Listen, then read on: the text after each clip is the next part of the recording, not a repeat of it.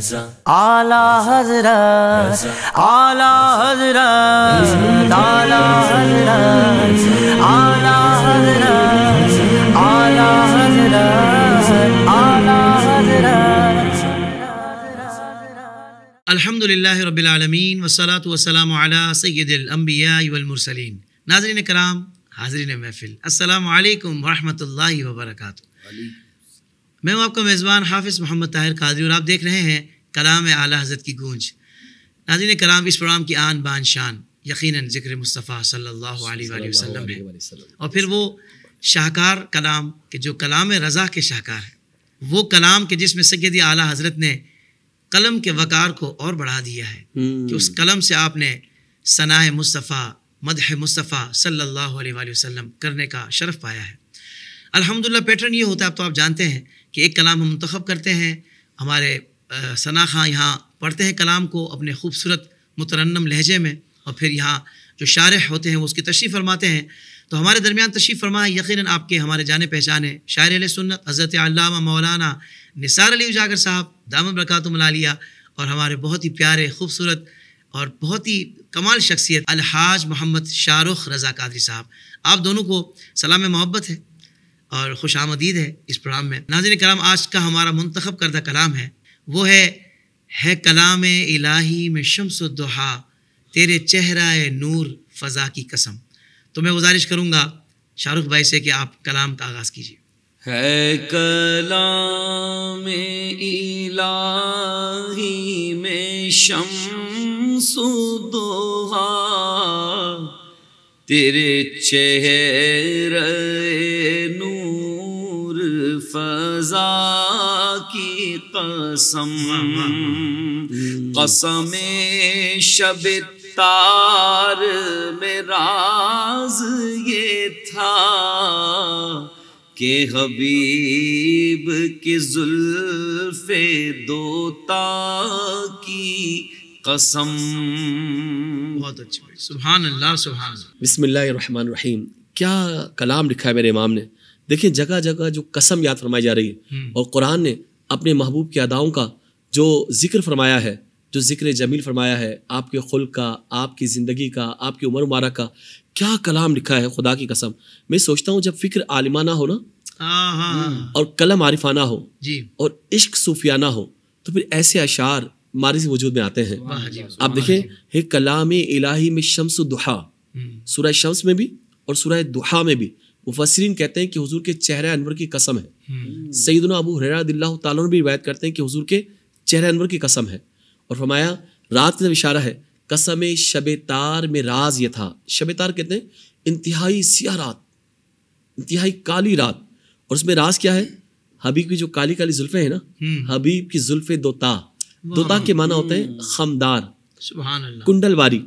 جب چہرہ انور پر وہ سیاہ زلفیں آتی ہیں، یعنی کس طرح چھا جاتی ہیں، واللیل اذا سجا، اور رات کی وہ چھا جائیں وہ مبارک زلفیں جب چہرہ انور کے پاس آ جائیں. سبحان اللہ اکبر. تو دیکھیں قرآن کا کیا انداز بیان ہے. نور فضا یعنی نور و نور، نور بار ہونا، نور کا اضافہ ہونا اور بڑھ جانا. کہتے ہیں کہ جو سرکار کا چہرہ انور ہے نا، اس چہرے سے بڑھ کر کیا سورج کی روشنی ہو سکتی ہے؟ کیا چاند کی روشنی ہو سکتی ہے؟ کیونکہ حضور کی جو ذات ہے وہ مفیض ہے، اور یہ سب مستفیض ہے. واہ واہ واہ واہ، یہ سب فیض یافتہ ہیں، سب فیض لے رہے ہیں. واہ واہ واہ. تو کیا مبارک چیز فرمائی کہ کلام الہی میں شمس الضحیٰ، تیرے چہرہ نور فضا کی قسم. کلام الہی میں شمس الضحیٰ، قرآن میں واہ واہ، آپ کے اوصاف، آپ کی اداؤں کی قسم یاد فرمائی جا رہی ہے. قسم شب تار میں یہ راز تھا. کیا راز تھا؟ کہ حبیب کی زلفیں دوتا کی قسم، خدا کی قسم. محبت کا انداز دیکھیے، قرآن کا انداز دیکھیے. اللہ تعالیٰ اپنے محبوب سے کتنی محبت فرماتا ہے. سبحان اللہ. جی شاہ رخ بھائی. تیرے خلق کو حق نے عظیم کہا،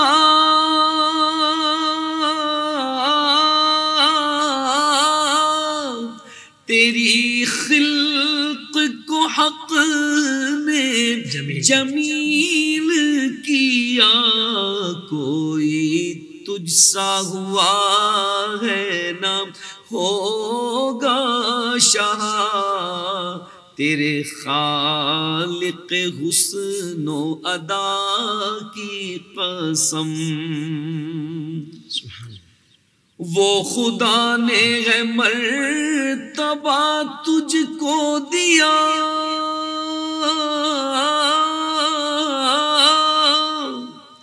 نہ کسی کو ملے نہ کسی کو ملا، کہ کلام مجید نے کھائی شہا، تیرے شہر و کلام و بقا کی قسم۔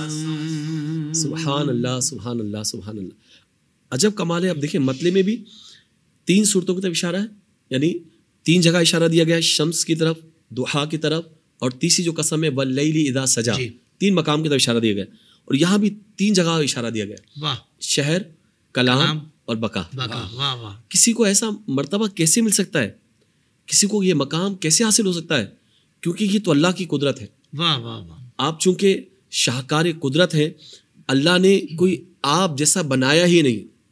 کیا بات، یہ قدرت کے فیصلے ہیں، یہ اللہ کے فیصلے ہیں، تو کیسے کسی کو مرتبہ مل سکتا ہے؟ اب کلام مجید میں قسم یاد فرمائی جا رہی ہے، دیکھیں قرآن قسم کھا رہا ہے، اللہ قسم یاد فرماتا ہے جیسی اس کی شان ہے، اور قسم کس کی ہوتی ہے؟ بہت ہی عظمت والی چیز کی۔ ہم بندے ہیں نا، ہم اپنے رب کی قسم کھاتے ہیں، اس کی ذات کی، اس کی صفات کی۔ اللہ قرآن پاک میں قسم یاد فرما رہا ہے کس شان والی چیز کی، کس عظمت والی چیز کی؟ قرآن میں کیا بیان کر رہا ہے کہ کلام مجید نے کھائی شہا، تیرے شہروں کلام و بقا کی قسم۔ شہر لا اقسم بہذا البلد، اے حبیب اس شہر کی قسم جس میں آپ موجود ہیں۔ سبحان اللہ سبحان اللہ۔ وقیلہ یا ربی، اور آپ کے رب کہنے کی قسم، آپ کے کلام کی قسم۔ جب آپ کہتے ہیں نا وقیلہ یا ربی، آپ کے رب کہنے کی قسم، اور فرمایا لعمرک، آپ کی زندگی قسم، سبحان اللہ سبحان آپ کی زندگی، آپ کی عمر، آپ کی بقا کی قسم۔ تو آپ دیکھیں قرآن کہہ رہا ہے، تو اندازہ کر سکتے ہیں حضور کا جسم اقدس کتنی عظمت والا ہے، کتنی شان والا ہے۔ جہاں قدم رکھ دیے وہ شہر افضل ہو گیا، جو کلام زبان سے نکلا وہ افضل ہو گیا، اور آپ کی زندگی مبارک کے ایام، آپ کے دن، آپ کی رات، وَلَا سَوْفَ يُعْطِيكَ رَبُّكَ فَتَرْضَىٰ، اور یہ بھی فرمائے وَلَلْآخِرَةُ خَيْرٌ لَكَ مِنَ الْأُولَىٰ، واہ سبحان اللہ۔ ہر آنے والی گھڑی پچھلی گھڑی سے بہتر ہے۔ تو آپ کی عمر، ساری زندگی قسم، بچپنا بھی آئے گا، جوانی بھی آئے گی، اور جب آپ نے بڑھاپے کی دہلیز پہ جو قدم رکھ دیا ہے، یعنی پوری عمر کی قسم یاد فرمائیے، سبحان اللہ۔ لعمرک۔ تو میں سوچتا ہوں کیا کیا امام نے لکھ دیا ہے۔ اللہ تعالیٰ ہمیں حضور سے محبت کرنے کی توفیق عطا فرمائے۔ سبحان اللہ آمین۔ تیرا مسند ناز ہے عرش بری،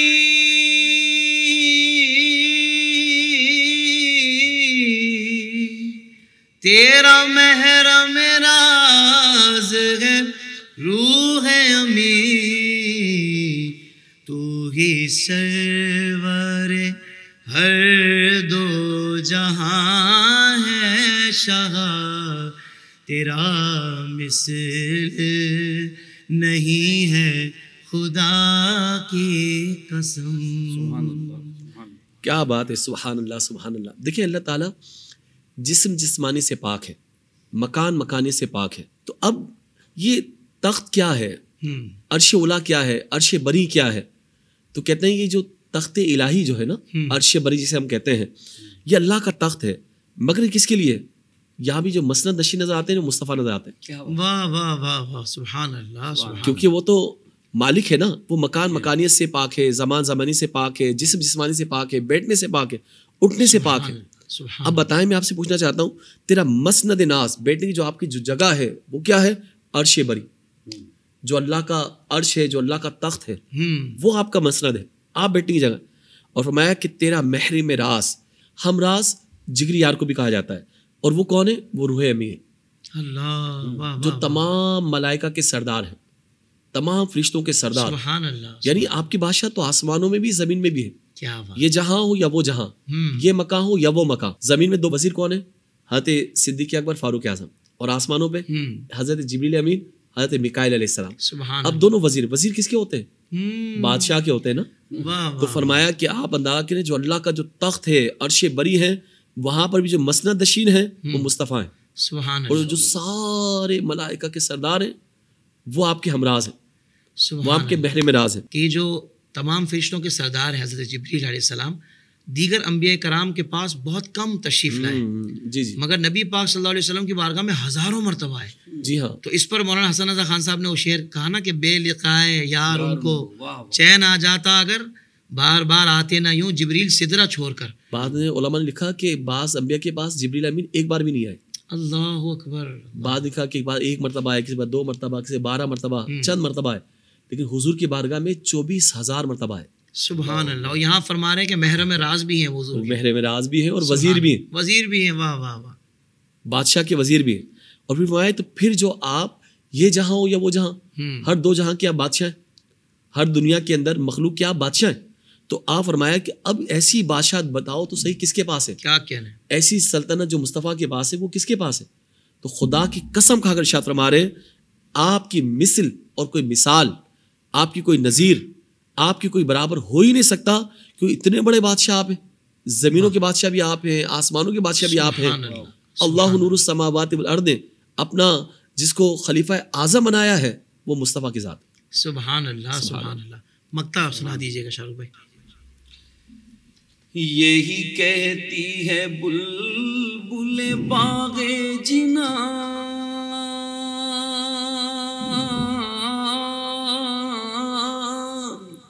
کہ رضا کی طرح کوئی سحر بیان نہیں، ہند میں واصف شاہ خدا مجھے شوخی طبع رضا کی قسم. اللہ اکبر اللہ اکبر. دیکھیں یہاں بھی بلبل کہہ رہی ہے، بلبل کہہ رہی ہے، بلبل قسم اٹھا رہی ہے. کیا فرماتے ہیں؟ دیکھیں انداز 2 ہوتے ہیں شاعرانہ نا. تغزل کے 2 انداز، یا تو اپنی ذات کو بالکل مٹا دینا، بعد دفعہ تحدیث نعمت کے طور پر کچھ بیان کرنا. کوئی کیوں پوچھے تیری بات رضا، تجھ سے کتے 1000 پھرتے ہیں. دیکھیں ایک انداز ہے، ایک انداز یہ ہے. اور یہاں انداز دیکھیں کیا کہتے ہیں، یہی کہتی ہے بلبل باغ جنا، جنت کے باغ کی جو بلبل کیا کہہ رہی ہے کہ رضا کی طرح کوئی سحر بیان، ایسا جادوئی الفاظ ہوں، جادوئی بیان ہو، سحر طاری کر دیں اور ایسی شاعری کریں، ایسا تغزل اختیار کریں. نہیں ہندوستان کی زمین کے اندر کوئی واصف شاہ خدا، ہدایت کے بادشاہ، ایسی وصف کرنے والا، ایسی نعتیں لکھنے والا، ایسی حمدیں لکھنے والا، ایسے مناقب لکھنے والا کوئی رضا کی طرح کوئی دکھائے تو صحیح پورے ہندوستان کے اندر، جہاں داغ دلوی بھی سلام کرتے ہوئے نظر آتے ہوں، کیا کہنے ہیں، ڈاکٹر اقبال بھی ان کے گھر کا پانی بھرتے ہوئے نظر آتے ہیں. اور کیا کہہ رہی ہے بلبل باغ جنا، مجھے شوخی طبع رضا کی قسم. رضا کی جو طبیعت میں جو شوخی ہے نا، شوخی کے معنی ہوتے ہیں ادا، نخرہ، ناز.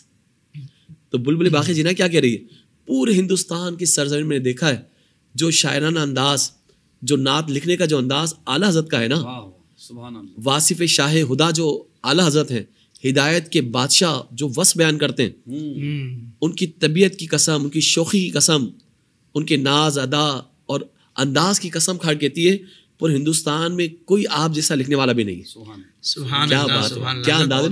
یہ تحدیث نعمت کے طور پہ نا، واما بنعمت ربک فحدث، تو اپنے رب کی نعمتوں خوب چرچا کرو.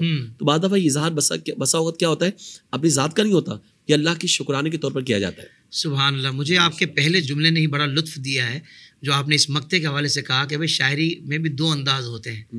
یہ اس نے مطلب بات کو کھول دیا بالکل، کیونکہ ہم نے سید اعلیٰ حضرت کی پوری زندگی میں، یعنی وہی والی بات ہے کہ اپنے آپ کو ہمیشہ عاجزی میں رکھا اور حقیقت مطلب یوں کہنا کہ بالکل نیواں رکھا، اپنے آپ کو جھکا کے رکھا کہ بھائی رضا کیا ہے، میں کیا ہوں، میں کچھ بھی نہیں. اور ہمیشہ یہ درجیہ، اور پھر کہا مٹ جائے یہ خودی تو وہ جلوہ کہاں نہیں. ہمیشہ خودی کو مٹانے کی آپ نے بات کی. تو یہاں آپ نے جو پہلا جملہ کہا نا کہ بھائی شاعری میں کبھی یہ انداز بھی ہوتا ہے، پھر تحدیث نعمت کے طور پر کسی چیز کو بیان کرنا، اور اس میں بیان بھی کیا کیا جا رہا ہے کہ بھائی یہ بھی جو مدح سرائی کا، ہدایت کے بادشاہ کی جو مدح سرائی کا جو انداز رضا کو ملا ہے، یعنی اس میں بھی بات حضور کی کر رہے ہیں. ڈائریکٹلی دیکھا جائے تو اپنی بات یہاں بھی نہیں کر رہے. سبحان اللہ. تو یہ مجھے بڑا کمال لگا. اللہ پاک آپ کو جزائے خیر عطا فرمائے. یقیناً آپ شاعر اہل سنت ہیں، اور پھر وہی والی بات ہے کہ فقط شاعر نہیں ہیں، آپ نے علم دین پڑھا ہے، آپ عالم دین ہے ماشاءاللہ. جب ہی ہمیں یہ ایک فلیور مل رہا ہے کہ ایک طرف آپ شاعری کی بات بھی مکمل طور پہ ہمیں بتا رہے ہوتے ہیں جو ایک موقع کی مناسبت سے یا وقت کی مناسبت سے ہوتی ہے، اور ساتھ ہی ساتھ وہ علمی انداز بھی ہمیں نظر آتا ہے. ورنہ عام طور پر جو شعراء ہوتے ہیں وہ کبھی کبھی بتاتے ہوئے نا وہ فنی اعتبار سے تو بات صحیح کر رہے ہوتے ہیں لیکن کہیں اور نکل جاتے ہیں، غلطی کر جاتے ہیں، غلو کر جاتے ہیں، یا جو قرآن و حدیث کی تعلیمات ہے اس پر مکمل طور پر جمع رہ کر بات کرنا یہ وصف ان میں نہیں پایا جاتا. اللہ آپ کو جزائے خیر عطا فرمائے. قبلہ شاہ رخ بھائی آپ کا بھی شکریہ، علامہ صاحب آپ کا شکریہ. یہاں ہمارا کلام بھی مکمل ہوا اور پروگرام کا وقت بھی مکمل ہوا. اگلے پروگرام میں انشاءاللہ ایک اور نئے کلام کے ساتھ، نئے کلام سے مراد یہ کہ ایک کلام نیا منتخب کر کے انشاءاللہ ہم کلام رضا میں سے ہم حاضر ہوں گے اور پھر دوبارہ پروگرام کریں گے انشاءاللہ. اسی خوبصورت انداز سے ہم کلام سنیں گے بھی اور اس کی تشریح بیان ہوگی. تب تک کے لیے اجازت. السلام علیکم ورحمۃ اللہ وبرکاتہ.